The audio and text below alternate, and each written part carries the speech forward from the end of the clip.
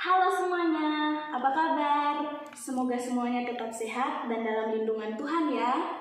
Perkenalkan, nama lengkap saya Maria Angelini Winibage. Saya salah satu mahasiswa yang sedang menempuh pendidikan di Universitas Sanata Dharma Yogyakarta, Fakultas Keguruan dan Ilmu Pendidikan, Program Studi Pendidikan Keagamaan Katolik. Nah, dalam kesempatan ini, saya akan menyampaikan satu tema yang sangat menarik untuk kita dengarkan bersama. Mau tahu tema itu apa dan kejelasannya seperti apa? Yuk, simak video ini lebih lanjut. Nah, teman-teman semua, di awal perkenalan tadi sudah disampaikan bahwa kita sekarang akan membahas satu tema yang sangat-sangat menarik. Tema itu ialah love atau cinta. Tentu saja tema ini sudah tidak asing lagi untuk didengar oleh teman-teman semua. Tentu saja ya, teman-teman semua sudah pernah merasakan getaran-getaran cinta atau sudah pernah merasakan jatuh cinta. Tetapi, apakah teman-teman semua tahu apa yang dimaksud dengan cinta itu sendiri? Jadi, cinta itu adalah perasaan yang bisa dirasakan oleh semua orang, mulai dari bayi, anak-anak, remaja, bahkan sampai dewasa. Nah, teman-teman, cinta itu bersifat umum ya. Cinta itu bisa kepada hewan, binatang, kepada sesama manusia, bahkan kepada lingkungan ataupun alam. Jadi, teman-teman tidak bisa mengatakan atau membiarkan bahwa cinta itu hanya berfokus kepada satu titik. Nah, teman-teman, terkadang banyak orang yang masih menyalahartikan apa itu cinta yang sesungguhnya. Banyak sekali orang di luar sana yang mengatakan bahwa cinta yang sesungguhnya itu hanyalah cinta terhadap lawan jenis kita, atau dalam artian pasangan ataupun pacar kita. Nah, teman-teman, ini adalah sebuah pemikiran yang sangat-sangat salah. Mengapa? Karena seperti yang saya katakan tadi bahwa cinta itu bersifat umum, bukan hanya kepada lawan jenis atau pacar kita, tetapi kepada semua. Hanya saja penyebab jatuh cinta itulah yang berbeda-beda ya teman-teman. Saya jatuh cinta terhadap dia karena dia itu baik, dia itu menarik, dia itu murah senyum, dan juga mudah memaafkan, ataupun ada satu keistimewaan dari orang tersebut yang membuat teman-teman itu jatuh hati ataupun jatuh cinta kepadanya. Jadi teman-teman tidak bisa mengatakan, oh iya, cinta itu hanya kepada pasangan kita, cinta itu hanya kepada lawan jenis kita. Itu salah ya teman-teman. Cinta itu bersifat umum. Nah, teman-teman, cinta itu bukan hanya kepada lawan jenis kita ya, tetapi kepada semua seperti yang saya katakan tadi. Salah satu contoh yang mungkin dekat dengan kita saat ini ada di lingkungan kita ialah kepada Tuhan. Itu adalah salah satu contoh. Mengapa kita itu mencintai Tuhan yang ternyata sama sekali belum kita lihat bentuknya seperti apa, rupanya seperti apa, Tuhan itu seperti apa, kita tidak pernah tahu, tetapi kita mau mencintai Dia. Bahkan Tuhan itu bukan hanya dicintai oleh satu orang, baik itu laki-laki maupun perempuan, tetapi Tuhan itu dicintai oleh semua orang. Karena apa? Seperti yang saya katakan tadi, bahwa cinta itu bukan hanya memfokuskan kepada satu orang, yaitu lawan jenis kita, tetapi kepada semua. Kita mencintai Tuhan sehingga kita mau mengikuti Tuhan dan mau mempercayai Tuhan. Maka dari itu dikatakan bahwa cinta bukan saja kepada lawan jenis kita. Ya, cinta itu kepada semua orang. Saya tertarik dengan dia karena dia baik. Saya jatuh cinta dengan dia karena dia itu orangnya murah senyum.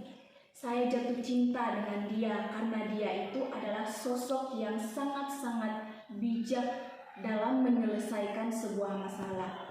Saya tertarik dengan tempat ini karena tempat ini sangat indah, sangat menarik, dan cocok untuk saya liburan. Saya cinta dengan hewan ini karena hewan ini tuh sangat asik bila diajak bermain. Nah, itu merupakan bentuk-bentuk cinta ya teman-teman. Bukan hanya cinta kepada lawan jenis kita, bukan hanya cinta kepada pacar kita, itu salah. Cinta itu kepada semua orang. Kita mencintai orang tua kita mencintai teman kita mencintai hewan peliharaan kita, lingkungan sekitar kita, dan juga kekasih hati kita. Begitu ya teman-teman. Kemudian, di dalam cinta itu sendiri, apa saja sih unsur-unsurnya?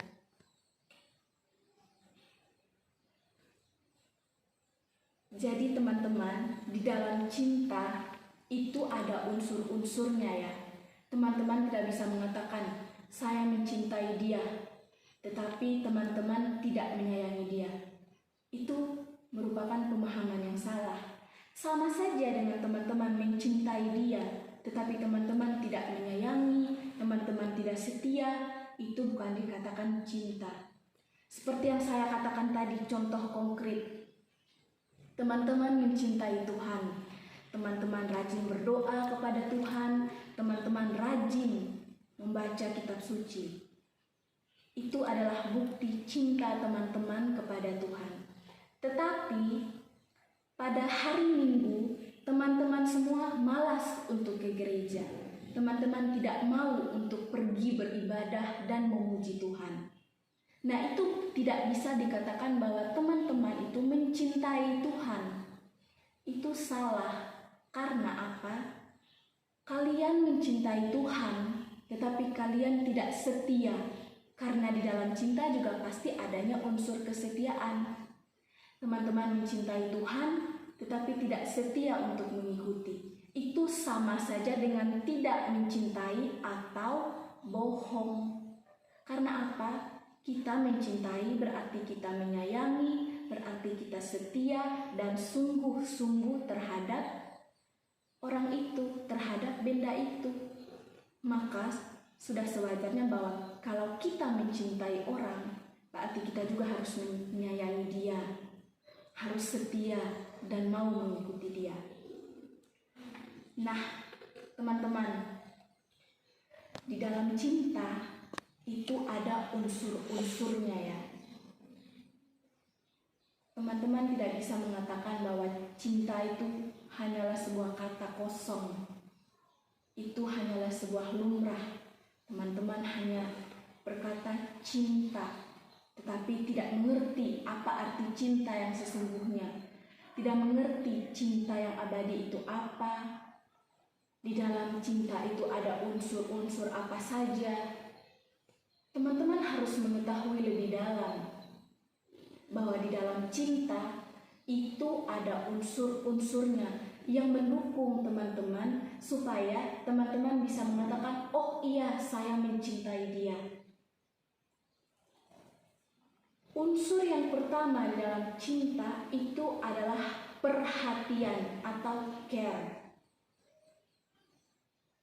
Tidak bisa teman-teman mengatakan saya mencintai dia jika teman-teman tidak memiliki perhatian terhadap apa yang kamu cintai. Seperti contoh tadi, di dalam dimensi ketuhanan, teman-teman itu cinta kepada Allah. Kamu cinta kepada Tuhan. Pastinya kamu memiliki perhatian yang sangat tinggi terhadap Tuhan. Dan bukan saja terhadap perintahnya, bahkan isyarat-isyaratnya. kamu mengatakan bahwa kamu cinta kepada Tuhan. Berarti kamu harus memperhatikan di dalam saya mencintai Tuhan, apa-apa saja yang harus saya ikuti.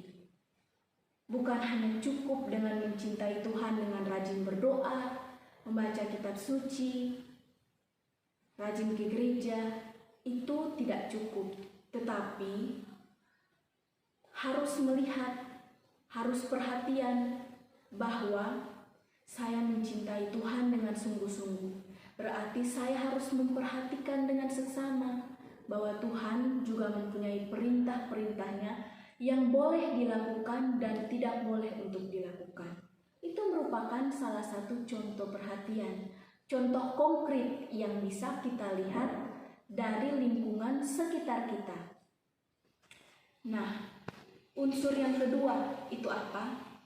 Itu adalah tanggung jawab atau responsibility. Bagaimana mungkin kamu mengatakan cinta jika kamu tidak memiliki rasa tanggung jawab? Bertanggung jawab berarti siap berkorban demi sesuatu atau demi orang yang dicintai secara sepenuhnya dengan sukarela. Jadi contohnya, jika kamu mencintai Indonesia, mencintai tanah air, berarti kamu rela berkorban di dalam menjaga negeri ini. Jika ada peperangan, kamu rela berkorban, bertaruh nyawa demi mempertahankan negeri ini. Nah, itu merupakan tanggung jawab. Jika kamu mencintai pasangan hidupmu, berarti kamu harus menunjukkan sikap tanggung jawab kamu. Tanggung jawab dalam hal apa?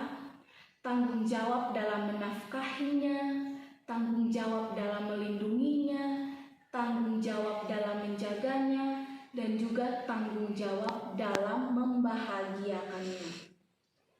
Begitu ya teman-teman. Jadi teman-teman tidak hanya cukup mencintai dia tetapi tidak bertanggung jawab.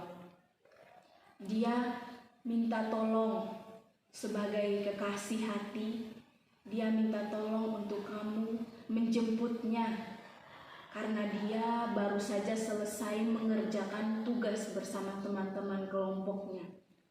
Tetapi kamu lebih mengutamakan kepentingan kamu. Kamu lebih memilih bersantai bersama teman-teman kamu tanpa menghiraukan pasangan kamu yang membutuhkan bantuanmu. Nah, itu berarti sama saja dengan kamu tidak bertanggung jawab atas pasangan kamu. Begitu ya. Jadi, apapun masalah yang dihadapi, apapun itu harus dikerjakan bersama-sama. Butuh tanggung jawab dari kedua belah pihak, baik itu laki-laki maupun perempuan. Itu contoh di dalam pasangan.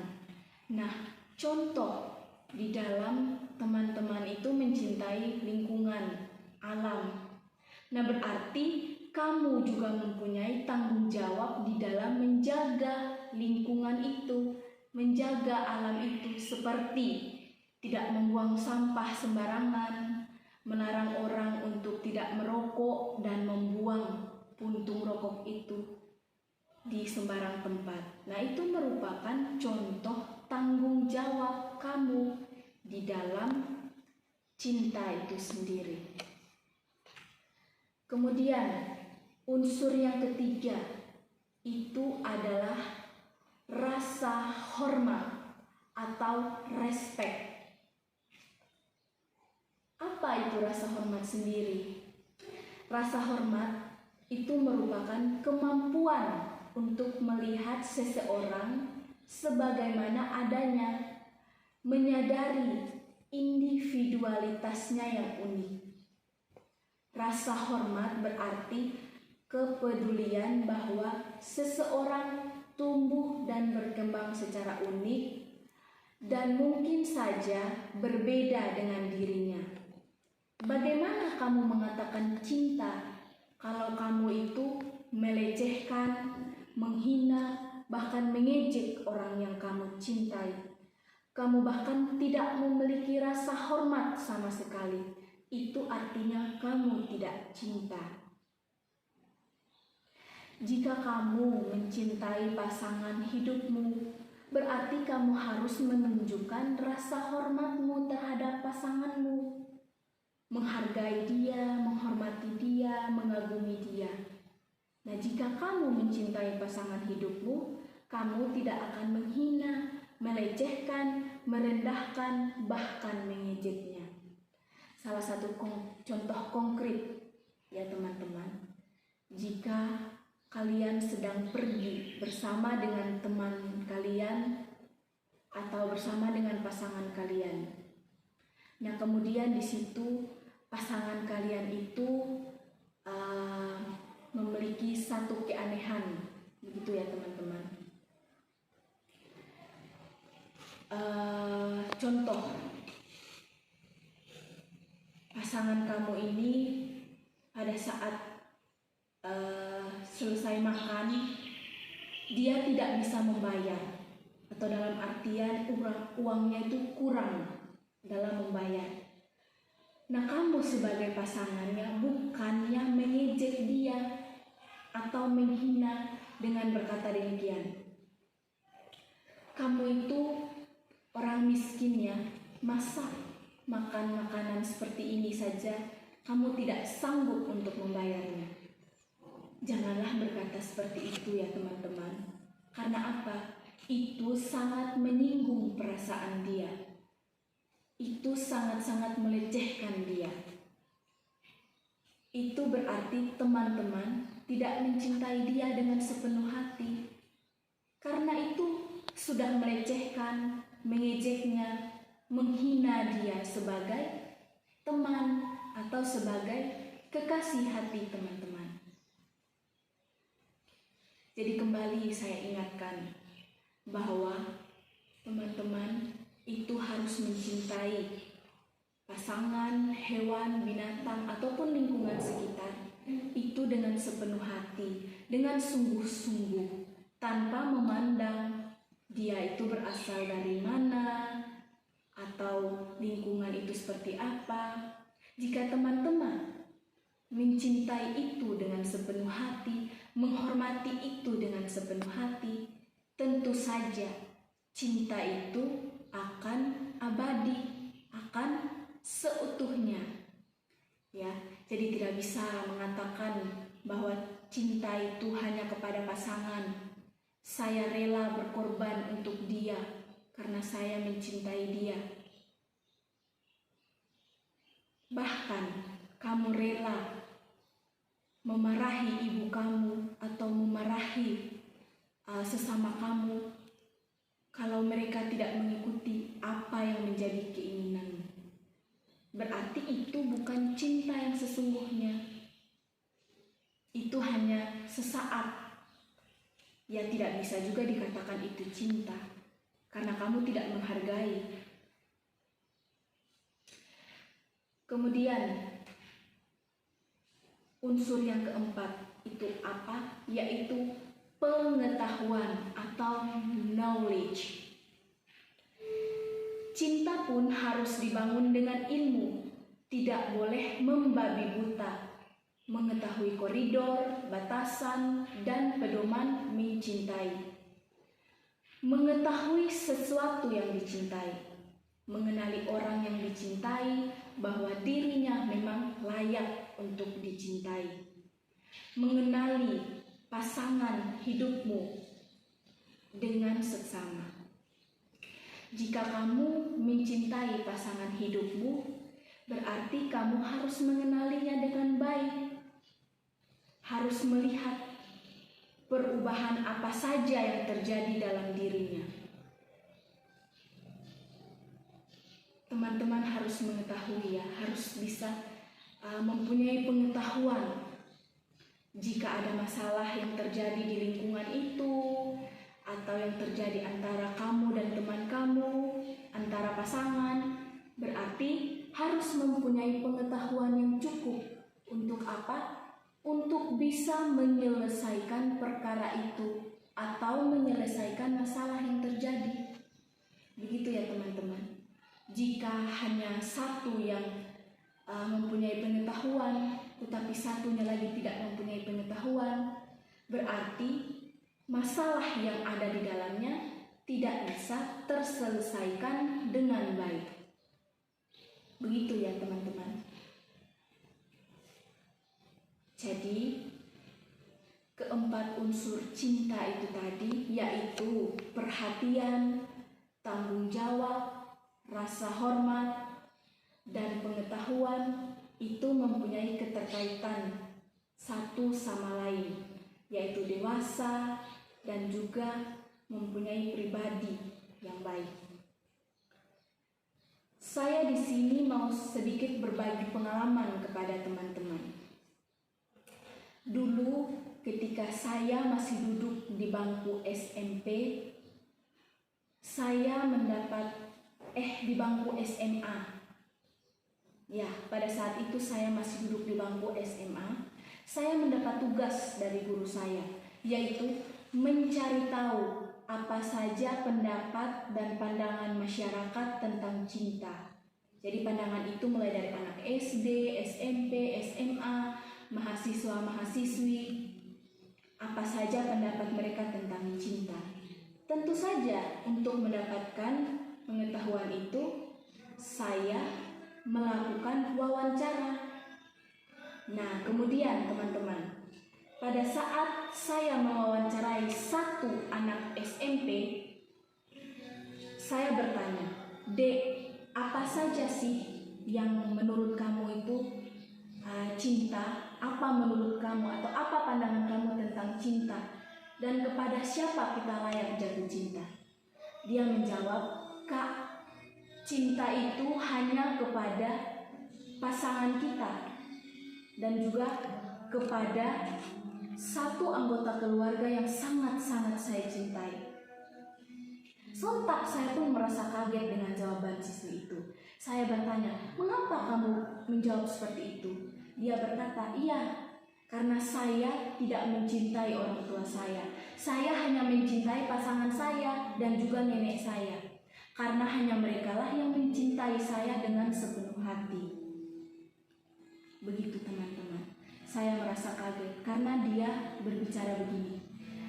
"Iya Kak, saya berkata begitu karena saya mempunyai orang tua, tetapi sama halnya dengan saya tidak mempunyai orang tua. Orang tua saya itu sibuk dengan pekerjaannya sehingga melupakan saya." Ya, saya juga sontak merasa kaget dengan jawaban anak yang masih berusia dini, yaitu SMP ya, sudah bisa berkata seperti itu. Nah, saya hanya bisa menasihati dia dengan berkata, "Dek, kamu tidak bisa berkata bahwa kamu tidak mencintai kedua orang tua kamu. Kakak tahu bahwa di lubuk hati kamu yang paling dalam itu sebenarnya kamu mencintai orang tua kamu. Hanya saja tertutup oleh perlakuan mereka terhadap kamu yang tidak mempunyai waktunya untuk bersama-sama dengan kamu. Jadi janganlah kamu membenci orang tua kamu, tetapi cintailah orang tua kamu. Karena mereka juga bekerja demi masa depan kamu. Dan cobalah berbicara kepada mereka di sela mereka mempunyai waktu." Jadi seperti itu ya teman-teman. Saya mau mengajak teman-teman semua untuk lebih memahami apa itu cinta dan tidak hanya berpandangan bahwa cinta itu hanyalah kepada lawan jenis, yakni kekasih kita, tetapi kepada semua makhluk. Oke teman-teman, di sini saya mau memberikan motivasi kepada teman-teman. Cintailah pasangan atau benda atau binatang atau hewan atau lingkungan itu semua dengan setulus hati teman-teman, melalui unsur yang sudah saya sampaikan tadi. Semoga melalui materi ini kalian semua bisa memahami lebih dalam apa itu cinta dan apa saja unsur-unsur yang ada di dalamnya. Terima kasih atas waktu dan perhatian dari teman-teman semua yang sudah mau mendengarkan materi ini. Semoga materi ini bermanfaat untuk teman-teman untuk bisa melihat ke depannya, mencintai itu seperti apa. Dan semoga materi ini juga bisa memberikan motivasi atau pengetahuan baru untuk teman-teman. Terima kasih atas partisipasinya dan sampai jumpa.